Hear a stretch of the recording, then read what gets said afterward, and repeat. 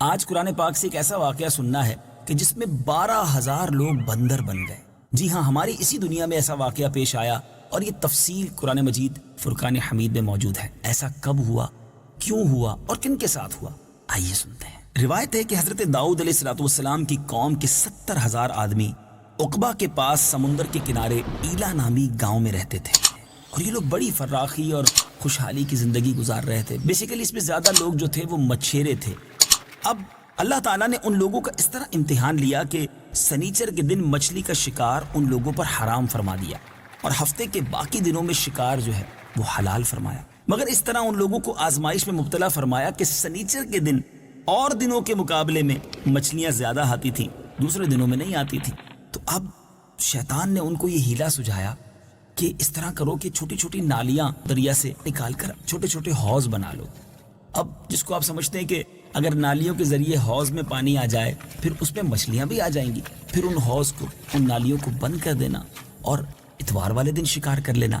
ہفتے کو جو مچھلیاں ہیں وہ تمہارے چھوٹے چھوٹے جو تم نے پاٹس بنائے ہوں گے، حوض بنائے ہوں گی، اس کے اندر آ کر قید ہو جائیں گی۔ اب ذرا غور کریں تو بیسیکلی یہ بھی تو ایک شکار ہی ہے، مگر شیطان نے ہیلا سجھایا تھا، غلط ہیلا تھا، اور یہ اللہ کی نافرمانی والا کام تھا۔ بہرحال لوگوں نے یہی کیا کہ وہ شیطان کے بتائے ہوئے اس مشورے میں آ گئے۔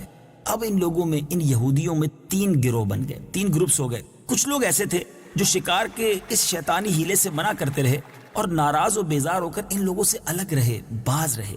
دوسرے نمبر پر وہ لوگ تھے جو دل سے برا جان کر خاموش رہے، مگر دوسرے کو منع نہ کرتے تھے، بلکہ منع کرنے والوں سے یہ کہتے تھے تم لوگ ایسی قوم کو نصیحت کیوں کرتے ہو کہ جنہیں اللہ تعالیٰ ہلاک کرنے والا یا سخت سزا دینے والا ہے۔ تیسرے قسم کے لوگ وہ تھے جو سرکش تھے، نافرمان تھے، جنہوں نے حکم خدابندی کی اعلانیہ مخالفت کی۔ سنیچر کے دن شکار کرنا منع تھا، مگر پھر بھی ہیلے بہانوں سے انہوں نے گویا شکار کرنا شروع کر دیا۔ اب یہ 3 قسم کے گروہ اس قوم کے اندر بن گئے۔ اب جب نافرمانوں نے منع کرنے کے باوجود شکار کر لیا تو منع کرنے والی جماعت نے کیا کیا؟ انہوں نے کہا کہ ہم ان نافرمانوں سے اب کوئی میل ملاپ نہیں رکھیں گے۔ انہوں نے اللہ تعالیٰ کے حکم کی صریحاً بالکل علل اعلان نافرمانی کی ہے، اب ہم ان سے الگ رہیں گے۔ تو انہوں نے کیا کیا کہ گاؤں کو تقسیم کر کے درمیان میں دیوار بنا دی۔ فرما بردار لوگ یعنی اللہ کے حکم کو ماننے والے لوگ ایک طرف ہو گئے، نافرمانوں کو گویا دوسری طرف کر دیا گیا۔ اب دونوں طرف آمد و رفت کے لیے اس دیوار میں ایک دروازہ بھی بنا لیا۔ حضرت داؤد علیہ السلام کی قوم کے یہ لوگ تھے۔ جب آپ کو پتہ چلا کہ قوم کے ہزاروں لوگ ایسے بھی ہیں جنہوں نے اللہ عز و جل کے حکم کی نافرمانی کی اور سنیچر والے دن بھی شکار کیا ہے، آپ علیہ السلام نے غضبناک ہو کر شکار کرنے والوں پر لعنت فرما دی۔ اس کا اثر یہ ہوا کہ ایک دن ان خطا کاروں میں سے کوئی باہر نہ نکلا۔ اب برابر میں سے 12,000 کے قریب لوگ تھے، کوئی اس طرف نہ آیا۔ ادھر والے لوگ دیوار پر چڑھ کر انہیں دیکھنے لگے کہ ماجرا کیا ہے، آج کوئی بھی وہاں سے اس طرف نہیں آیا۔ میٹھے میٹھے اسلامی بھائیوں، جب انہوں نے انہیں دیوار پر چڑھ کر دیکھا تو پتہ چلا کہ وہ 12,000 کے قریب جو لوگ تھے وہ بندر بن چکے تھے، ان کے چہرے مسخ ہو چکے تھے۔ اب دروازہ کھولا گیا تو وہ مجرم جو تھے، جو بندر بن چکے تھے، وہ داخل ہوئے۔ اب اس کے بعد کوئی لباس کو سونگتا تھا، اپنے رشتہ دار کے قریب بھی آتا تھا۔ لیکن ذرا سوچئے نا، اگر کسی کی شکل ہی بدل گئی ہے تو اپنے رشتہ دار کو کوئی کیسے پہچانے گا؟ ہاں، وہ بندر پہچانتے تھے اس طرف والوں کو اور ان کے لباس کو سونگ کر روتے رہتے، لیکن انہیں نہیں پتا چلتا تھا کہ یہ کون شخص ہے، میرے خاندان کا کون سا فرد ہے۔ بہرحال میٹھے اسلامی بھائیوں، یہ 3 دن تک زندہ رہے، لیکن ان 3 دنوں میں کچھ کھا پی نہ سکے، یوں ہی بھوکے پیاسے سارے ہلاک ہو گئے۔ شکار سے منع کرنے والا گروہ ہلاکت سے سلامت میں رہا، اور صحیح قول یہ ہے کہ دل سے برا جان کر خاموش رہنے والوں کو بھی اللہ تعالیٰ نے اس عذاب سے بچا لیا۔ کیسا عجیب و غریب واقعہ ہے۔ اس واقعے کا اجمالی بیان تو سورہ بقرہ میں ہے۔ آئیے سورہ بقرہ کی پارہ 1 آیت نمبر 65 کی تلاوت بھی سنتے ہیں اور ترجمہ بھی سنتے ہیں۔ وَلَقَدْ عَلِمْتُمُ الَّذِينَ اعْتَدَوْا مِنْكُمْ فِي السَّبْتِ فَقُلْنَا لَهُمْ كُونُوا قِرَدَةً خَاسِئِينَ۔ ترجمہ: اور یقیناً تمہیں معلوم ہے وہ لوگ جنہوں نے تم میں سے ہفتے کے دن میں سرکشی کی، تو ہم نے ان سے کہا کہ دھتکارے ہوئے بندر بن جاؤ۔ اور یہ واقعہ تفصیل سے سورہ اعراف میں ہے، چنانچہ پارہ 9 سورہ اعراف آیت نمبر 163 تا 166 کی تلاوت بھی سنیے اور اس کا ترجمہ بھی سنیے۔ واسألهم عن القرية التي كانت حاضرة البحر إذ يعدون في السبت إذ تأتيهم حيتانهم يوم سبتهم شرعا ويوم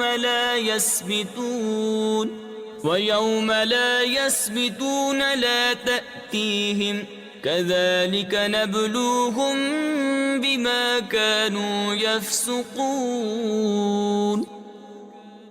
ترجمہ، اور ان سے اس بستی کا حال پوچھو جو دریا کے کنارے پر تھی جب وہ ہفتے کے بارے میں حد سے بڑھنے لگے، جب ہفتے کے دن تو مچھلیاں پانی پر تیرتی ہوئی ان کے سامنے آتی، اور جس دن ہفتہ نہ ہوتا اس دن مچھلیاں نہ آتی۔ اسی طرح ہم ان کی نافرمانی کی وجہ سے ان کی آزمائش کرتے تھے۔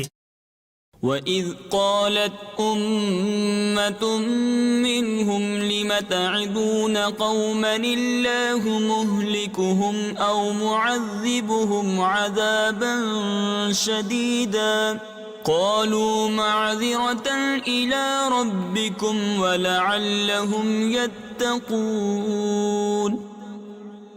ترجمہ، اور جب ان میں سے ایک گروہ نے کہا تم ان لوگوں کو کیوں نصیحت کرتے ہو جنہیں اللہ ہلاک کرنے والا ہے یا انہیں سخت عذاب دینے والا ہے، انہوں نے کہا تمہارے رب کے حضور عذر پیش کرنے کے لیے اور شاید یہ ڈریں۔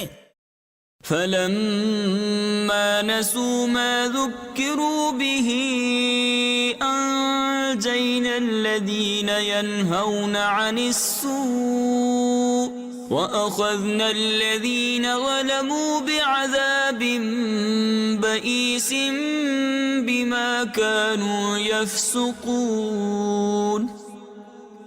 ترجمہ، پھر جب انہوں نے اس نصیحت کو بھلا دیا جو انہیں کی گئی تھی تو ہم نے برائی سے منع کرنے والوں کو نجات دی اور ظالموں کو ان کی نافرمانی کے سبب برے عذاب میں گرفتار کر دیا۔ فَلَمَّا عَتَوْا عَمَّا نُهُوا عَنْهُ قُلْنَا لَهُمْ كُونُوا قِرَدَةً خَاسِئِينَ۔ ترجمہ، پھر جب انہوں نے ممانعت کے حکم سے سرکشی کی ہم نے ان سے فرمایا دھتکارے ہوئے بندر بن جاؤ۔ میٹھے میٹھے اسلامی بھائیوں، اس واقعے سے سیکھنے کو کیا ملا؟ پہلے تو یہ سمجھ آتا ہے کہ وہ لوگ جو اللہ کے نبی کی نافرمانی کرتے ہیں اور اگر نبی علیہ الصلوۃ والسلام ان سے ناراض ہو جائیں تو اللہ کا غضب کیسا نازل ہوتا ہے، انسان بندر تک بن سکتا ہے۔ اب یہاں اس قوم کے اس دل دہلانے والے واقعے میں دو تین باتیں بڑی سمجھنے والی ہیں۔ ایک تو اللہ کے نبی کی نافرمانی، دوسرا شیطان کے ہیلے بہانوں میں آ جانا۔ لوگ کہتے ہیں جناب سب چلتا ہے، اب جیسے آج کے دور میں سود کا نام انٹرسٹ رکھ دیا گیا، پروفٹ رکھ دیا گیا، ہیلا بنا کر بہانہ بنا کر کسی چیز کو جائز کر دینا۔ جب تک علماء حق، ہمیں علماء اہل سنت ہماری رہنمائی نہ کریں، اپنے طور پہ ڈیسیشنز نہ لیا کریں کہ یہ بھی ٹھیک ہے تو وہ بھی ٹھیک ہے، نہیں، شیطان تو چاہتا یہی ہے کہ ہم شریعت کی راہ سے ہٹ کر گناہوں بھرے راستے پر آ جائیں۔ اور پھر دوسری بات پیچھے اسلامی بھائیوں، ہمیں یہ سمجھ آ رہی ہے کہ جب بھی روزی کمائی جائے بالخصوص اس میں فقط رزق حلال ہی کی طرف جانا چاہیے۔ اللہ کی نافرمانی کر کے رزق جو کماتے ہیں وہ برباد ہوتے ہیں۔ اللہ مجھے اور آپ کو اپنے اور اپنے حبیب علیہ الصلوۃ والسلام کا فرما بردار بھی بنائے، فقط رزق حلال کمانے والا بنائے، رزق حرام سے ہم سب کو محفوظ فرمائے اور ہم سب کے رزق حلال میں خوب برکت عطا فرمائے، قرآن پاک کے نور سے ہم سب کے دلوں کو منور فرمائے